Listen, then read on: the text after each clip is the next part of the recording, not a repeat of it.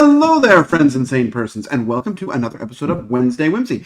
Wednesday Whimsy is a short show that I do every Wednesday evening where I talk about a board game, a top 10 list, or some other board game related topic, whatever I happen to be thinking of at the time. My name's Kyle, by the way, well, we are here. It is the end of 2025, and that means it is time to talk about the top games of 2025. In the past couple of years, I did a top 23 of 2023 and a top 24 of 2024, so I thought for a change, I would do a top 25 of 2025. Because that will take a while. This is going to be split up into two videos, so go ahead, we'll do the first, 13 this week, and then next week we'll go ahead and do the remaining 12, and you'll see what I liked best of this year. Well, this is going to be a long list with a lot of games to talk about, so I'm not going to waste much time. Let's just jump right in with number 25. Number 25 is called A Wayfarer's Tale. And I really was not expecting, A Wayfarer's Tale, The Journey Begins. We want to make sure it's the right one.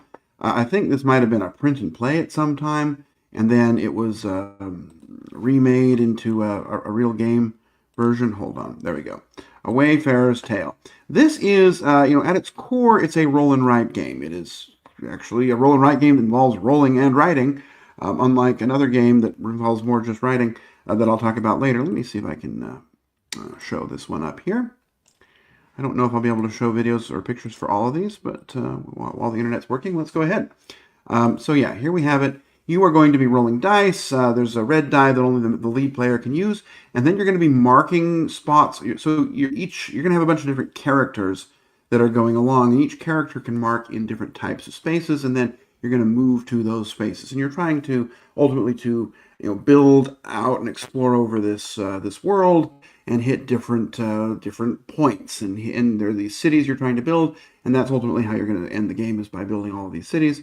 Lots of ways to score points. There's 4 different scenarios in the box. They're very different. There's a solo campaign as well. This was surprisingly good, and it was a surprisingly good production. So that is my number 25, A Wayfarer's Tale. Number 24 is a game that has been on the tip of everyone's tongue this year. This is Vantage. Vantage by Jamie Stegmaier. This is the open world sandbox exploration type game where you are, there we go, where you just sort of show up on an island, or a planet, and you're trying to find something to do. And you're going to be going around having an adventure on each of these various cards. You're working together, but you're also kind of having your own adventure. You may never actually see each other. And while there may not be a whole lot of game here, there's a lot of story and exploration. And there's definitely a lot to see and do. I've only scratched the surface with this, but it is a fascinating little game. I really enjoy Vantage. That is my number 24. There we go. 24. Vantage. All right, my number 23 is a big Japanese game. This is Sweetlands by the Japanese publisher Uchikaba Choya. I don't know. I don't know how to pronounce it, but they did the game Ostia. That's probably their best known game. And this one is another one in that series. I saw this on display when I was over in Tokyo last year. This is a big, heavy game. You are building up a sort of cookie kingdom. You're going around on this board, you're placing tiles, you're building buildings on top of them. There's tracks that you can unlock different ways to score. There's a lot going on here, but it's a surprisingly smooth game, and there's a lot of card play and a lot of things to enjoy. It's one that came out kind of toward the end of the year. I'm hoping I'll get to play it a little bit more next year, but for where we are right now, I'm really enjoying Sweetlands. My next game, my number 22, is Eternal Decks. Eternal Decks is another game that I found at the Tokyo Games Market last year. I ordered it while I was there. They were sold out, but they sent it to me. It arrived in probably January, and I played it quite a few times this year. This is quite a striking game. It's really unlike a lot of things. At its core, it's a limited communication, cooperative, card game. And you are ultimately, you're trying to play out your cards and keep going as long as you can. And once you play out the cards, though, they're gone unless you're able to unlock these various creatures. And the creatures are going to give you a curse and some blessings. And you're then trying to manipulate those. And there's a bunch of different ways to play, different ways to score, different ways to win based on the scenario you're playing. It's not a game that's easy to find, but it's a surprisingly interesting one if you're able to find it and get into it. It's a good production too. The look of the game is gorgeous, other than the cover, which just doesn't look all that great. But the game inside the box is really good. I don't know why it keeps taking this away. That's my number 22, Eternal Decks. My number 21 is a game that I'll be playing probably tonight. I don't think I've talked about it on, well, maybe I talked about it on the Dice Tower Retreat episode, but I don't know why I can't find it here. The game is called Sanctuary. This is an Ark Nova game. It's not a sequel to Ark Nova. It's not a replacement for Ark Nova. It's definitely not Ark Nova, the card game, mostly because there aren't really any cards. But this is a lighter, faster version that offers you some similar experiences to what we find in grown-up Ark Nova. As in that game, you are placing out you're building out a zoo, whereas in that game it was cards and tiles on a board. In this one, you're going to be playing these individual tiles, which it sure does like to hide this. Oh, I see. Hold on, let me turn that off. I wonder why it wants to do it on a timer. Oh well, I'll have to adjust that later. Yeah, so Sanctuary is a game where you are you're playing these tiles out. You also have an Ark Nova-like mechanism where you're going to be playing out, you have these action tiles that once you use them, they're going to improve. Or sorry, they're going to weaken. And so then you're going to let them improve for a while, and then you'll weaken them again. And so the longer you wait for something, the better it'll be. That's kind of it. There's it's a pretty short game. It's a little bit of a beast to score, but it's really interesting. That's my number 21, Sanctuary. Oh, my number 20 is a game I know I haven't talked about. This is a two-player only game. Oops, I clicked the wrong one. The game is called Zenith. Zenith is a two-player game. It's from the same people who brought us Captain Flip last year, the same publisher. And this is basically 5 different tug-of-war games. And I like this because there's a bunch of different ways to win. On your turn, it combines lots of my favorite board game mechanisms. You've got sort of this Hadara mechanism, which I don't know another name for, but once you play a card, the next card becomes cheaper. It's really fun. You can make interesting combos that way. You can use the card for a variety of things. You can play it down. You can throw it away to gain an advantage, or you can throw it away to move up on this technology track and use a different currency to kind of get up there. A lot going on here, a lot to really enjoy. But ultimately, what you're trying to do is either win, I think, the same color of planet 3 times, or win 4 different ones, or win any 5. And usually the game ends up being it becomes pretty tight there toward the end, usually. Really interesting game. It's a little hard to play just because there's so many symbols on the card. I wish that they had made a version with words.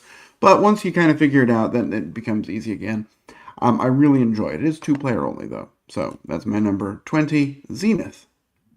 My number 19 is a game that I played quite a few times. It is called Twinkle Twinkle. Twinkle Twinkle is a game where you are building out star patterns, not Twilight Struggle. Hold on. I'm having trouble here today. Twinkle Twinkle, you're building out star patterns. So you've got this interesting drafting mechanism where you are... I really wish it would stop this stupid timer. I need to... Right. So you have this... you're going to be playing out, deciding what you want to purchase. And so there's not really a cost or anything, but whoever goes first is ultimately going to have better choice. They'll have often a weaker tile, but better choice at the next round's options, and you can see what's coming ahead. And there's a bunch of different ways to score. You're going to be scoring star constellations. You're going to try and make big constellations, sets of individual small constellations, and then there's various heavenly bodies that you're going to be scoring, whether they be satellites or comets or asteroids or a black hole. And there's an expansion that adds another 5, 6, 7 of them. Lots of things to explore and like here. The game also looks gorgeous, so there's that. It's real fast to play. It's a game that had a certain other game not come out, probably would have been my board game gift of choice this year. Definitely one that's worth your time. This is Twinkle Twinkle, and my number 19. Going on to my number 18. My number 18 is probably the ugliest game of the year, at least the game that was the most off-putting in artwork. This game was Scarabray. Scarabray, I almost didn't play it. I mean, I deliberately did not get it on the Kickstarter because I thought, oh, that doesn't look very good. And then when it came out, I just kept delaying getting it to the table. And I kept delaying it, but it is such a surprisingly interesting game. It looks like it's about Amazon warriors. It is not. Instead, it is about controlling your output of junk and storing things. And you're going to be, on your turn, you're going to be you're going to be drafting a card and then activating it, and that gets you a bunch of sort of cascading bonuses. And then each round you're going to have access to a different number of workers, and you're going to be activating one of your action spots. And that will let you upgrade other tiles. It will let you trade stuff in for other stuff, which gets you points. It will let you gain resources that you might need. You'll also have your own special, unique tile that's just for you that game. A lot of things to work on here. It's not a long game. It's just 4 rounds. And lots of it is simultaneous, so you can kind of, do the one part together, and then everybody just goes and does their thing. But it really sings when you play it all together. It's just such a fascinatingly fun game. Yeah, despite how it looks, this one's worth your time. Scarabray. All right, next up is a game that was really kind of a surprise. I didn't know it was coming. In fact, I don't think anybody did. Well, obviously somebody did, but it is a game that also doesn't look all that great from the outside, but on the inside is really good. This is a trick-taking game from Stonemaier Games, the superhero trick-taking game Origin Story. In Origin Story, you are a budding superhero, and you're going to be winning tricks and gaining special abilities, ultimately to tell, well, your origin story.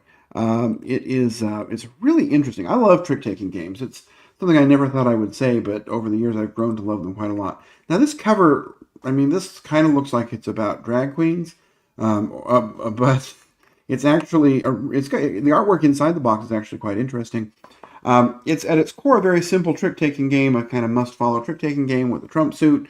But the way that it's interesting is that you have these special powers, and you're going to get a new win every round. And those special powers might let you, they might make all of one particular color, they might make all of your electricity worth +1.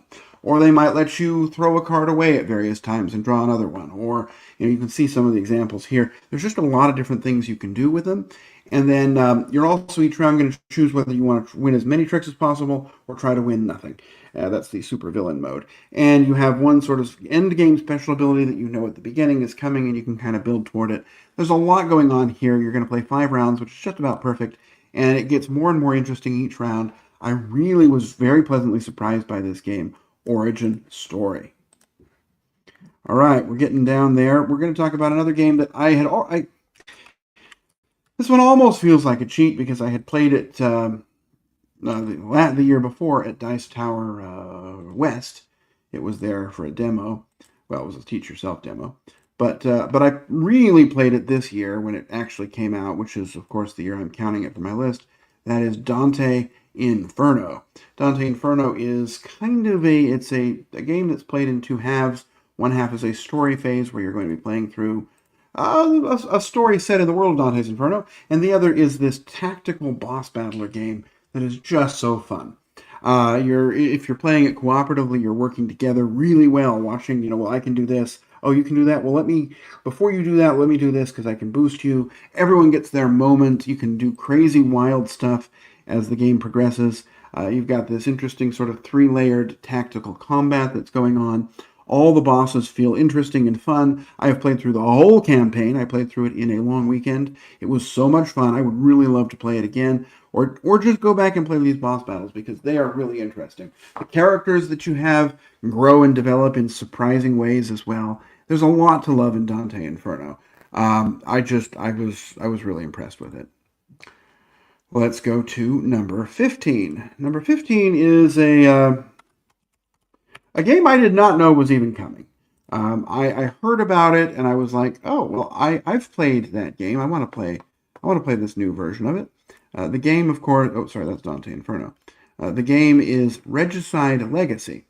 Now, Regicide, of course, is I'm assuming public domain, but a game that can be played with a simple deck of cards. Regicide Legacy gives it a custom deck, and gives you a series of campaign missions that you're going to be playing through, each one changing the puzzle slightly, sometimes adding things to your deck, sometimes taking things away, giving you new ways to experience it. After you're all done, there's a way to sort of play it eternally. What it has, if nothing else, it comes with a playmat that keeps track of the health and damage of the different characters. But some of the ways that things interact and change in this game were so surprising and fun. We played it, probably took 40 plays to make it all the way through, because some parts of the game are quite hard. Regicide itself can be quite a hard game, but it's worth your time. Was it a wow legacy game? I never saw this coming. Not really, but there were sort of moments of surprise, and there were interesting twists to the Regicide puzzle. Also, this got me to play a whole lot of Regicide, which I had not played in a couple of years.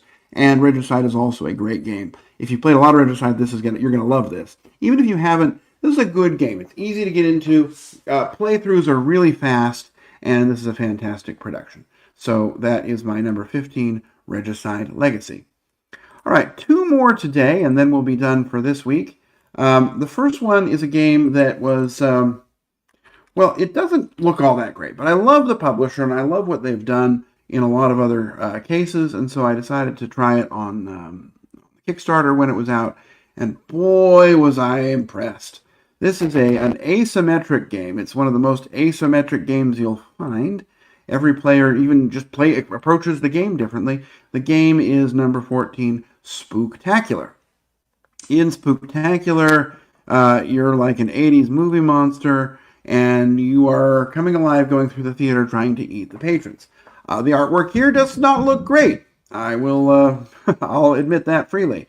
The component quality, not that great, other than the meeples for the monsters. Those are fantastic, and the artwork is fantastic. But the meeples themselves for the characters are just these tiny little chitsy meeples, and the card quality isn't great. And the board isn't all that great. It's kind of a boring board, but the gameplay itself is so fun. Everyone's got sort of access to the same cards, and then their own sort of special abilities and special decks of cards. And you're moving through and approaching this exercise of devouring the theater patrons in your own special way. They're all interesting. I don't watch a lot of horror movies, but even I can tell what these are alluding to, and it's really interesting. It works well at all player counts. Even, you can play it at max count, which I almost never do, but turns are so fast and the interaction is so high, it just never really gets dull. And there were 20 different characters that are all unique that come in the box. I was so impressed with Spooktacular. All right, and the last one, if I can remember it, and that's, of course, a joke. This is a game that came out real late in the year, and I think had I played it more times, it might have made it a little bit higher. This is a game by one of my favorite design teams, the designer of one of my favorite games of all time, which is Revive. This game is their newest entry, which is Recall. Recall, the name is dumb, I'll tell you. And it's it's not even all that memorable. But the gameplay is really interesting. What you have, I talked about it on Wednesday Whimsy a couple weeks ago, but what you're doing is you're either going to be recalling all of your key cards and doing a reset and income turn, or placing these little key cards into this board and activating certain actions. As you go through the game, the actions are going to be upgraded. The key cards might be upgraded. You'll have your own kind of custom way to score that you're building. You have your own goal that you're working on, and then as at various points in the game, you're going to go up on this track that's going to let you access other ways to score. There's bonuses upon bonuses, special abilities upon special abilities, and the game is really interesting. It's a little long, and it's a little difficult to get into, but once you do, it's just such a fun game. Definitely one that, had I been able to give it more tries, would have been higher on my list. But even as it is, sorry, it coming in at number 13, Recall is just excellent. So that is what I have for you today. That's going to end our initial run at the Top 25 2025. I will be back next week with 12 more games, rounding off the Top 25. As you're thinking about your end of year, go ahead and think about the games that you think are the best, or the ones you think I'll like the best. Who knows? You can put them in the comments. Or just, tell your friends. That's all I've got for you this time. I'll be back in a week, and I will look forward to seeing you then. Until then, I'm going to wish you safe travels, courage when you need it, and I hope to see you back again soon on another episode of Wednesday Whimsy. Bye-bye.